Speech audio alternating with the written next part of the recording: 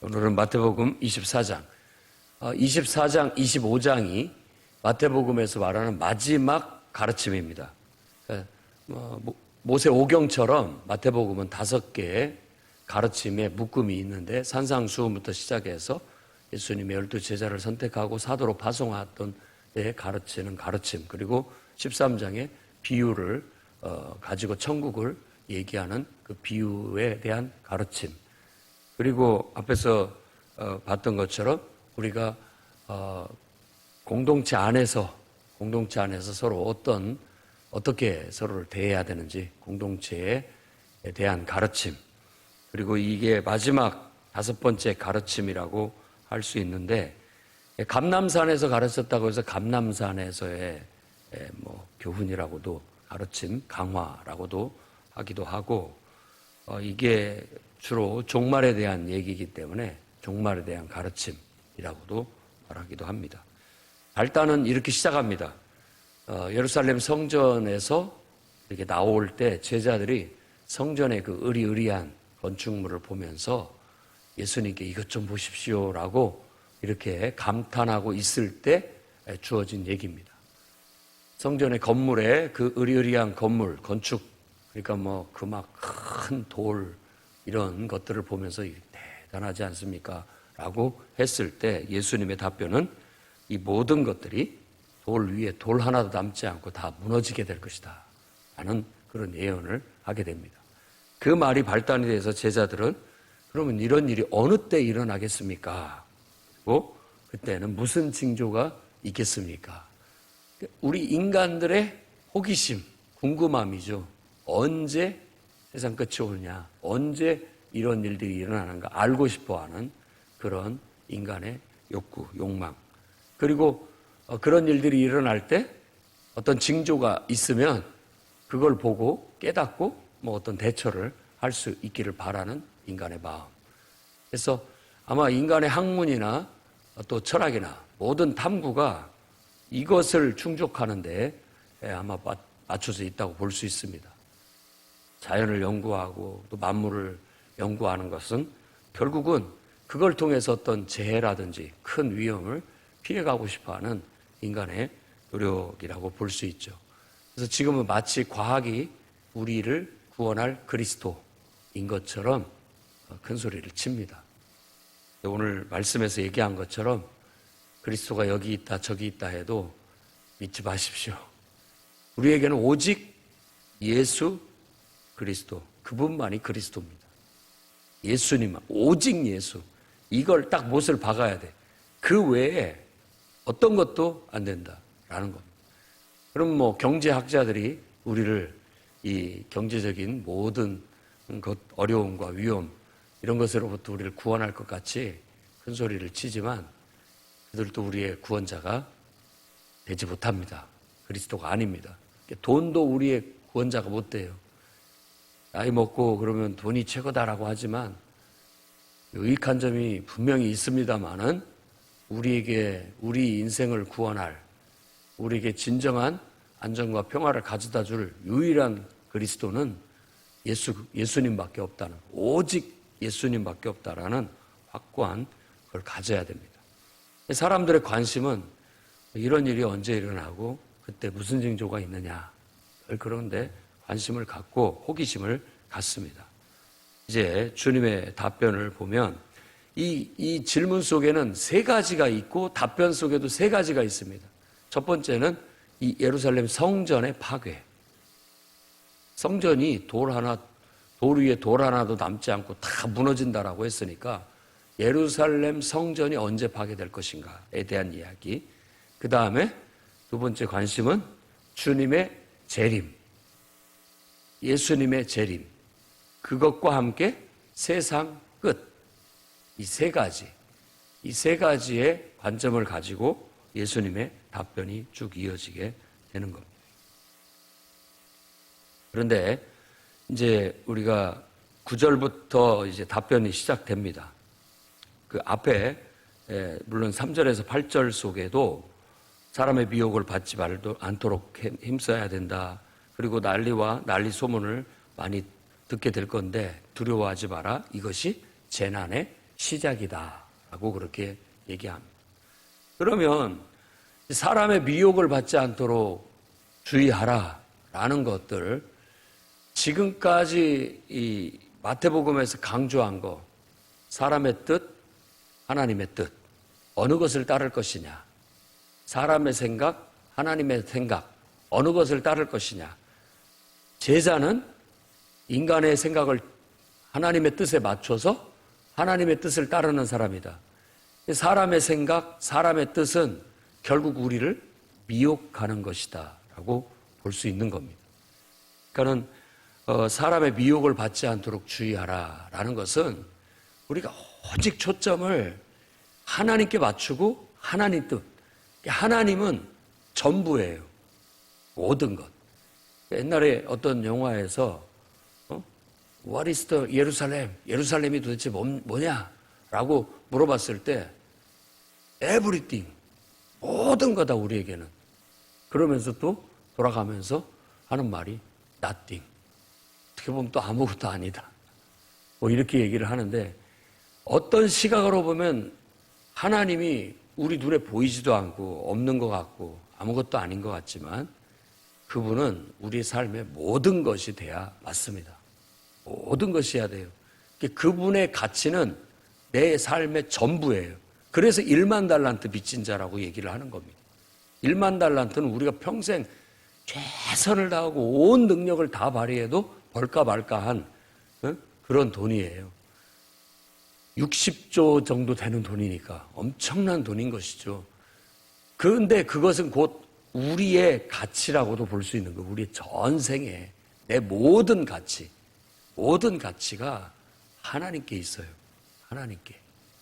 하나님께서 그걸 탕감해 주셨기 때문에 우리는 하나님의 은혜로 사는 사람입니다. 그래서 하나님이 내 인생의 전부예요. 하나님 외에 여러분의 배우자가, 당신은 You are my sunshine, 넌 나의 태양이다라고 그렇게 말하는 거 아닙니다. 마음은 그렇지만 그를 내게 주신 하나님이 태양이어야 돼요. 하나님이 모든 것이 어야 됩니다. 배우자를 내게 주시고 자녀를 내게 주시고 또 여러 가지 나에게 사랑할 수 있는 사람들을 주시고 함께 삶을 살 수 있는 것과 이런 좋은 환경들과 축복을 주신 하나님이 나의 모든 것이고 전부다라고 하고 그분을 예배하는데 항상 잊지 말아야 됩니다. 하나님을 예배하고 나아감으로써 하나님의 은혜 속에 거하는 것이 우리에게 전부가 돼야 됩니다. 전부가. 그걸 놓치면 여러분은 정말 공허해지게 될 것이고 여러분의 인생은 목자 없는 양처럼 방황하게 될 거라는 거예요. 이게 우리를 뭐 어디다가 이렇게 교회에다가 묶어두려고 하는 것도 아니고 종교에다가 이렇게 묶어두려는 게 아니에요. 인간의 본분이에요. 이게 진리입니다. 인생의 진리예요. 하나님을 전부로 알고 최고의 가치를 두고 그분께 마음을 다하고 뜻을 다하고 힘을 다해 그분을 예배하고 사랑하면서 그분의 은혜를 입을 때 인간이 가장 인간답고 가장 행복하고 가장 능력 있고 가장 복된 상태에 들어가게 되는 거예요. 그걸 천국이라고 할 수 있습니다. 그거 외에 다른 어떤 것들도 우리는 미혹이라고 생각해야 되고 미혹되는 것이고 그리고 다른 것들로 충족되려고 하고 다른 것으로 만족을 얻으려고 하고 다른 어떤 것에서부터 뭔가를 찾아내려고 하면 이 미혹되는 거예요. 유대인들이 왜 그렇게 맨날 우상에 빠지느냐? 그거 갖고 한심하다라고 할 얘기가 아니라 우리도 하나님 외에 다른 대용품들을 계속해서 그 풀 자라듯이 밭에 풀 자라듯이 우리 안에 자라나고 있어요. 그러니까 이걸 늘 그때그때 가꾸지 않고 뽑지 않으면 어느 순간 그 풀이 나를 뒤덮어요. 그래서 진짜는 사라져버리고 이제 이런 가짜 풀들만 자라서 내 인생을 덮어버리게 되는 거예요. 늘 사람의 미혹을 받지 않도록 힘써야 됩니다. 끊임없이 우리 신앙은 미혹을 받아요. 사탄의 속임수가 사탄인지도 모를 정도로 광명의 천사처럼 우리를 위하는 듯 하면서 우리를 미혹하게 될 거라는 겁니다. 그러니까 그런 미혹을 주의해야 된다라는 거예요. 그리고 계속된 난리와 난리 소문들 있게 될 건데, 이 이야기들이 그냥 어떤 특정한 기간의 얘기가 아니에요. 우리 전 생애에 대한 얘기입니다. 그리고 지금 이 종말에 대한 예언이라고 타이틀이 붙어 있지만 어떤 종말의 한 부분만 두고 얘기하는 게 아니에요. 예수 그리스도의 죽음과 부활 이후에 벌어질 일들에 대한, 정말 마지막 세상 끝날까지 벌어질 일들에 대한 예수님의 말씀인 거예요. 그러니까 그때로부터 예수께서 사역하시고 그가 죽으시고 부활하셔서 교회가 세워진 이래로부터 지금까지 이 미혹은 계속되고 있고, 그리고 세상은 늘 난리와 난리 소문은 계속됐어요. 여러분, 그때나 지금이나 예나 지금이나 똑같이 항상 살기가 힘듭니다. 살기가 힘들어요. 늘 어렵고 힘들고 항상 난리. 정말 뭐 6.25 때가 난리인 것 같았는데 6.25 때는 난리도 아니에요. 지금은 더 난리입니다. 더 힘들어요. 우리나라 전쟁도 아닌데 더 힘들어요. 세계가 왜 이렇게 갈수록 발전은 한 것 같은데 똑같이 힘들어요.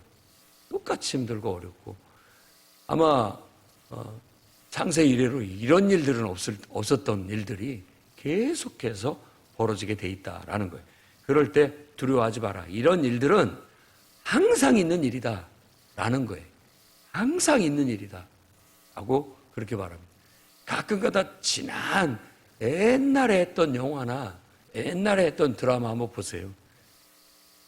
똑같은 얘기를 합니다.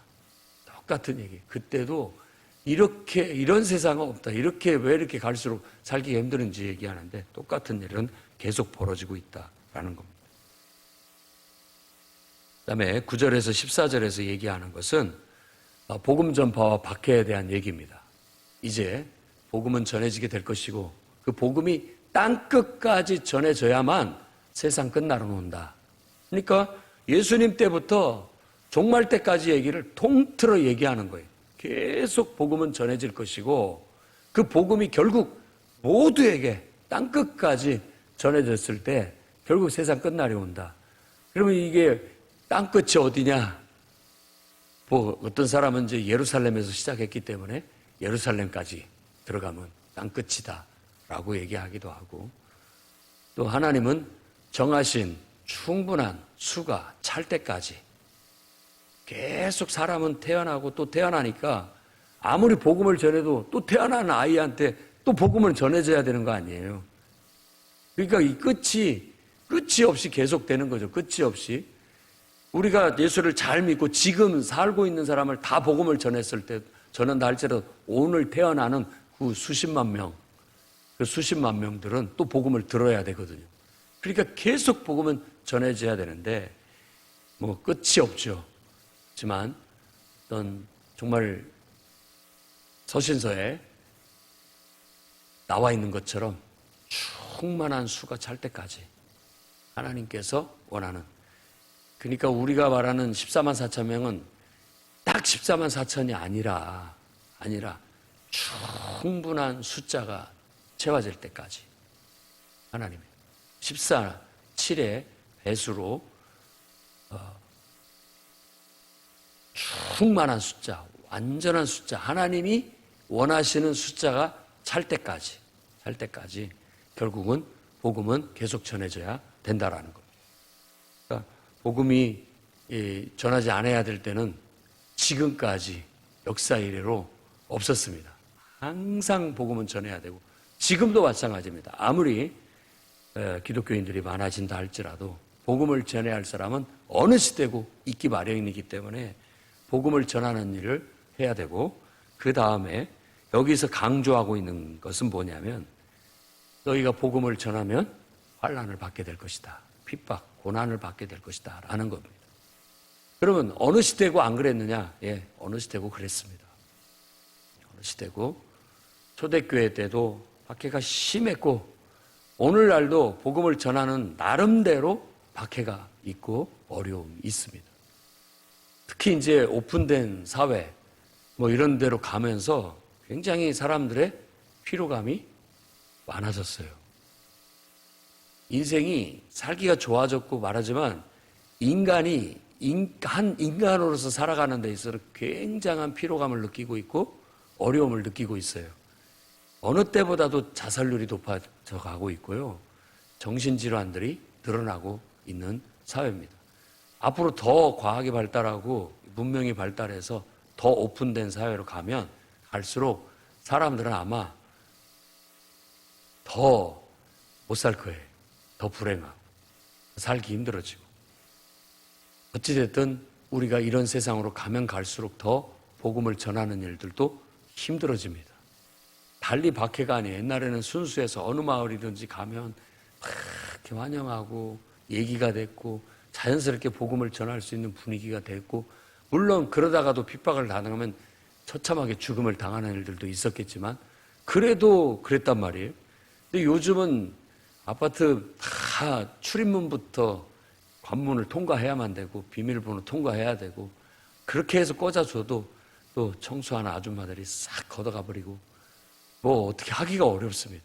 민원 들어오고 또 뭐 욕먹고 이런 일들은 예나 지금이나 계속 똑같은 일들이에요. 그러니까 너희를 환란에 넘겨주고 너희를 죽이는 일을 하게 될 것이고 너희들이 내 이름 때문에 모든 민족에게 미움을 받게 될 것이다. 이건 어느 시대만이 아니에요. 역사적으로 반복적으로 그런 복음을 전하는 곳곳에서 나라에서 이런 대접을 받는 일들은 계속 벌어집니다. 아마 여러분들의 인생 속에서도 여러분이 예수 이름 때문에, 예수 믿는다는 것 때문에, 또 복음을 전하고 전도하는 것 때문에 욕먹을 이유가 하등에도 없음에도 불구하고 욕도 받게 되고 괜한 오해도 받게 되고 미움도 받게 될 것이라는 겁니다.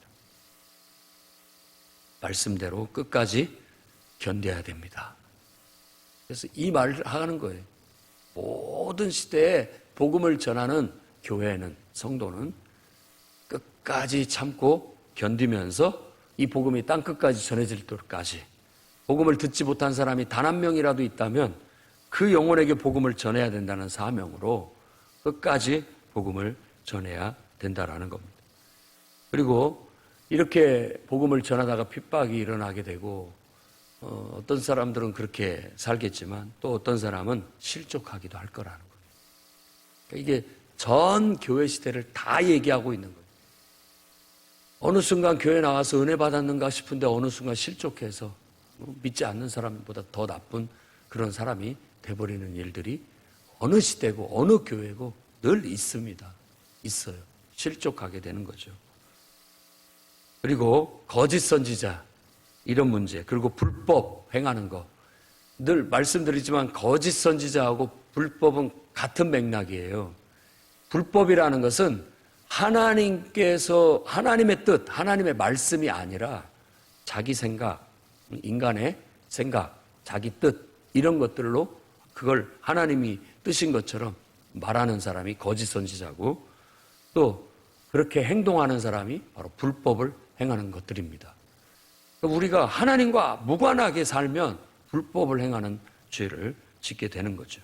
실족이라는 것도 우리가 이제는 하나님께 내 전생애를 내어 맡기고 1만 달란트 빚진 자가 하나님의 은혜를 입었으니 1만 달란트 같은 내 전생애를 다 하나님께 맡기고 이제는 하나님의 은혜로 하나님께 감사하며 하나님 뜻대로 살겠습니다 라고 고백한 자들로서 그런 삶을 변함없이 끝까지 살아내야 되는데, 그렇지 못하고 사람의 소리 듣기 시작하고 또 정말 하나님의 말씀은 뒤로 해버리고 자꾸 자기 뜻대로 자기 생각대로 살다 보면 우리도 믿음에서 실족해버리는 거예요.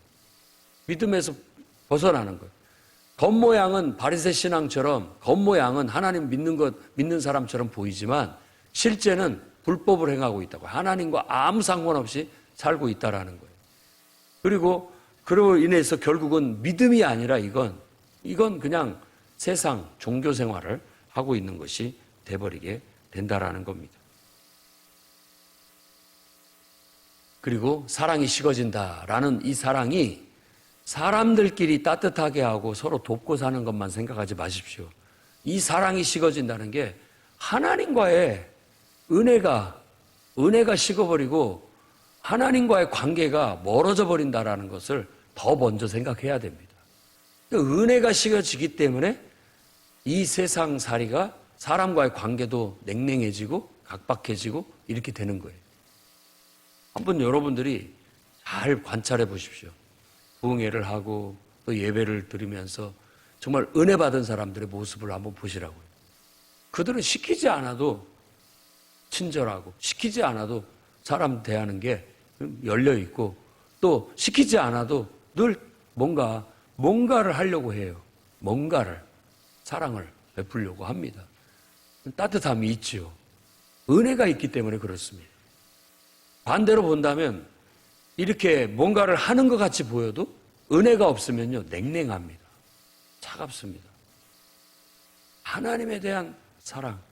오늘도 눈 뜨면 하나님의 사랑이 목말라 하고 하나님이 나를 구원하신 그 은혜로 산다라는 그 은혜가 철철 흘러 넘치면요 여러분의 눈이 그걸 말하고 있고 여러분의 입이 그걸 말하고 있고 여러분의 얼굴이 그걸 말하고 있고 여러분의 몸이 그걸 말하고 있고 여러분의 말과 행동이 그걸 말하고 있어요.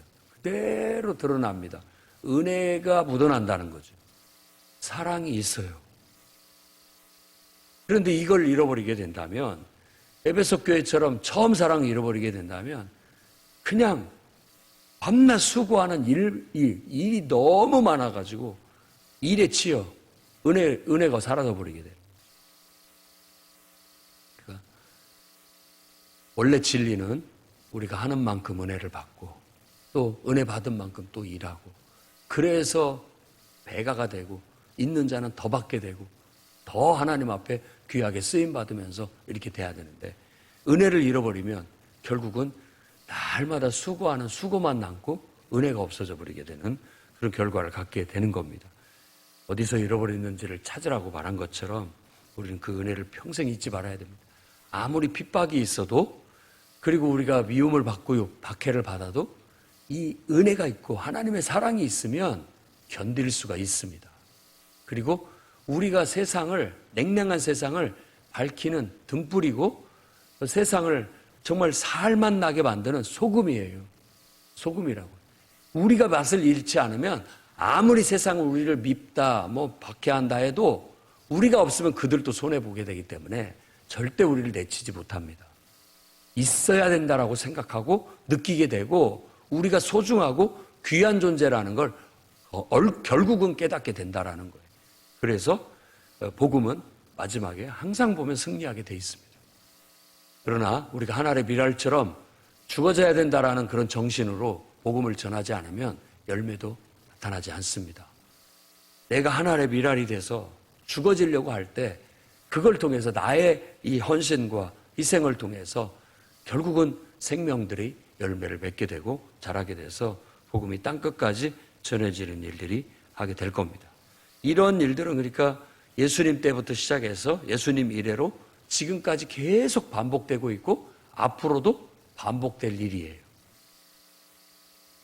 그다음에 15절에서 22절에는 다니엘서 9장 27절 그리고 11장 31절 12장 11절 다 여기에 똑같이 멸망에 가증한 것에 대한 언급이 나옵니다.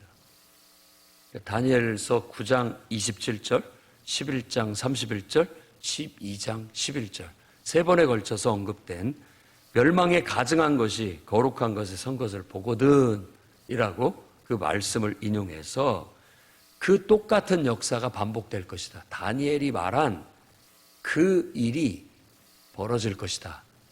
그러면 그 다니엘이 말한 그 말 속에는 알고 보면 이 안티오쿠스 에피파네스라고 하는 헬레니즘 시대에 이 팔레스타인을 지배하던 지금으로 말하자면 지금 이란, 이라크 그 중동 지역을 지배하던 왕조, 그 왕조의 그 왕이 이 예루살렘을 침략해서 점령을 하고 원래는 이집트 쪽에 프톨레마이오스 왕조가 지배를 했을 때는 그러지 않았었는데 오히려 신앙을 이렇게 인정해주고 증진해주고 성경도 헬라어로 번역하고 이렇게 했었는데 이게 세력이 밀려가지고 그 북쪽에 있는 그 왕이 지배를 해버리게 되면서 이 성전을 모독하게 되는 겁니다.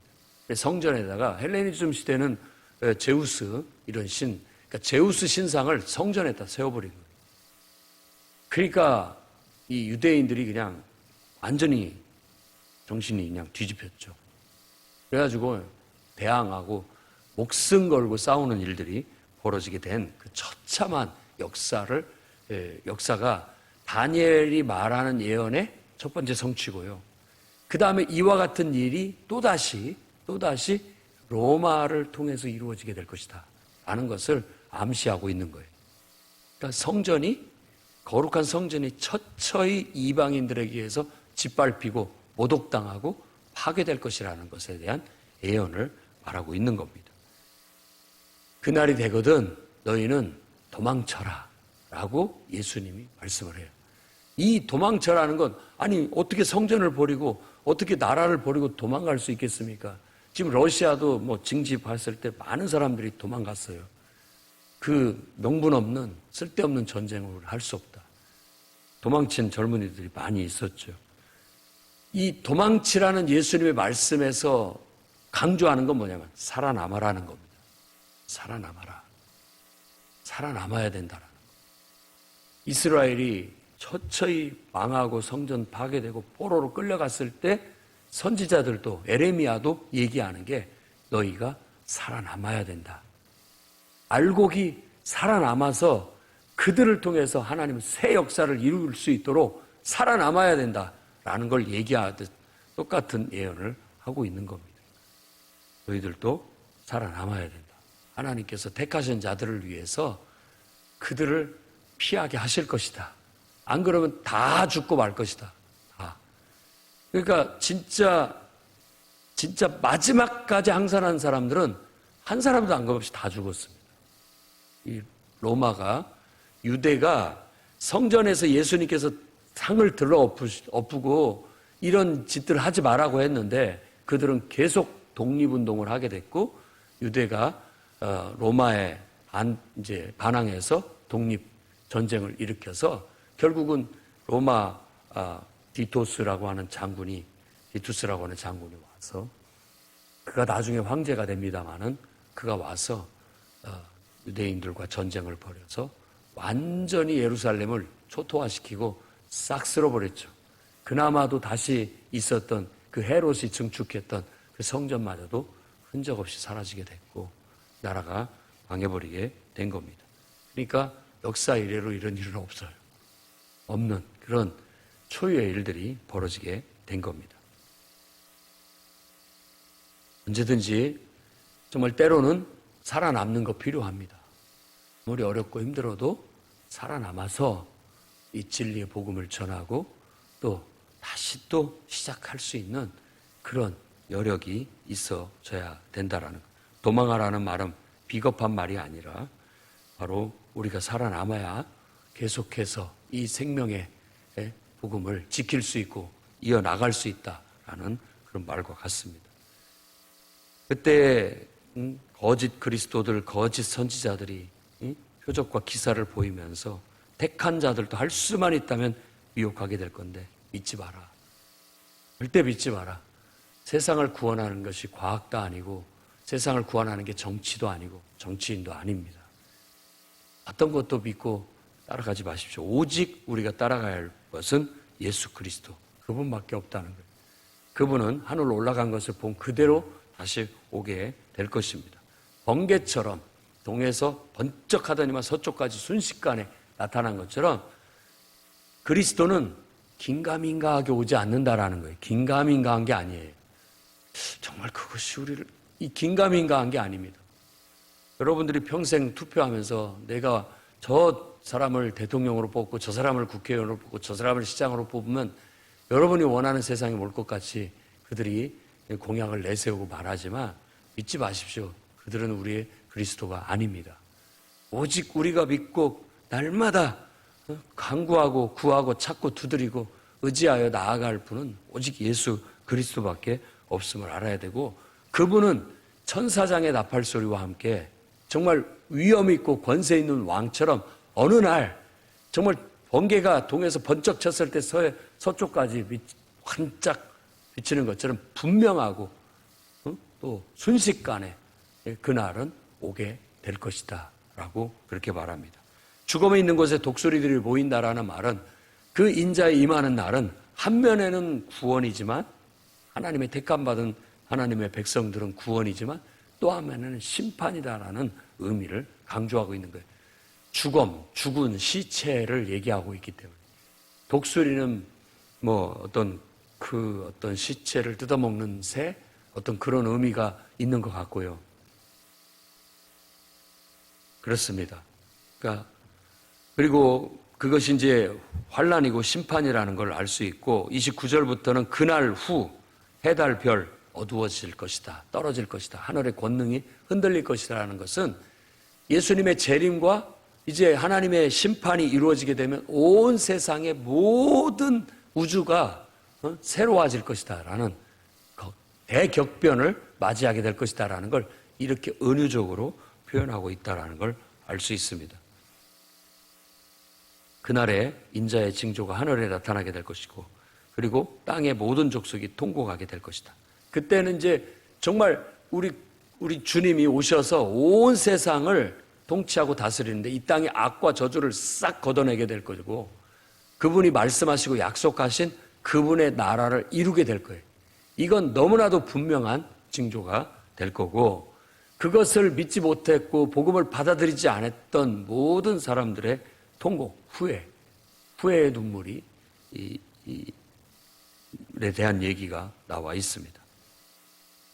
그다음에 이런 날들이 언제 이루어질 것인지에 대한 것은 무화과 나무의 비유를 배우라. 연한 순이 돋고 그다음에 잎사귀가 돋고 이러면 봄을 지나서 여름이 오고 있구나라는 걸 아는 것처럼 세상에 돌아가는 걸 우리가 관찰하면서 하나님의 뜻이 지금 어떻게 이루어지고 있는지를 살핌으로써 영적인 분별력을 가질 수 있다. 영적인 분별력을 가져야 됩니다. 우리가 이 땅에 살지만 사람만 보고 살지 않고 눈에 보이는 것만 보고 사는 것은 안 됩니다.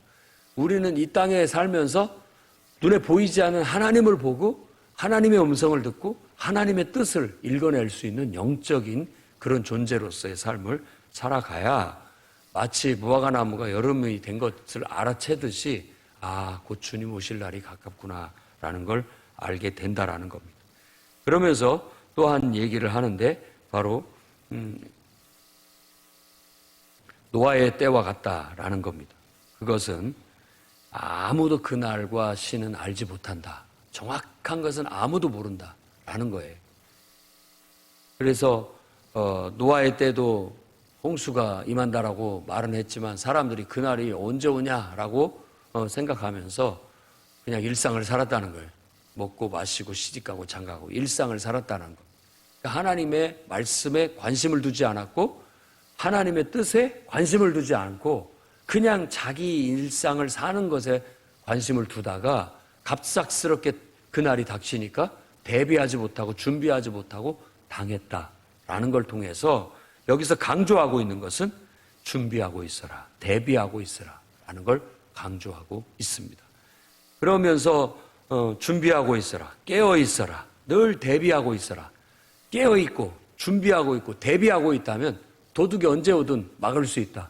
그리고 도둑이 언제 오는지 안다면 그날은 불침번을 서서 방비할 수 있지 않느냐라는 것으로서 영적인 깨어있는 준비 자세를 우리에게 요구하고 있어요.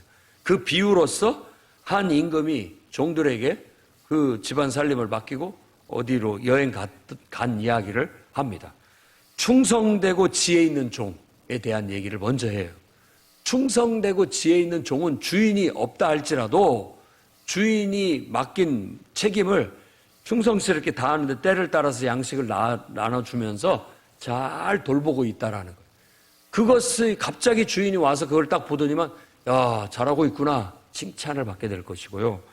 악한 종은 주인이 없으니까 이제 내 세상이 됐다라고 생각하고 종들을 때리고 못된 짓을 하고 있다가 갑자기 친구들 불러서 그냥 술잔치 벌이고 있는데 주인이 갑자기 오면 그 종은 이제 바깥 어두운 데 쫓겨나서 책망을 받게 될 것이다라는 말씀을 통해서 오늘날 교회와 성도들이 어떤 태도로 정말 이 세상 끝날을 바라보고 살아야 될지 우리의 태도를 가르쳐주고 있는 겁니다.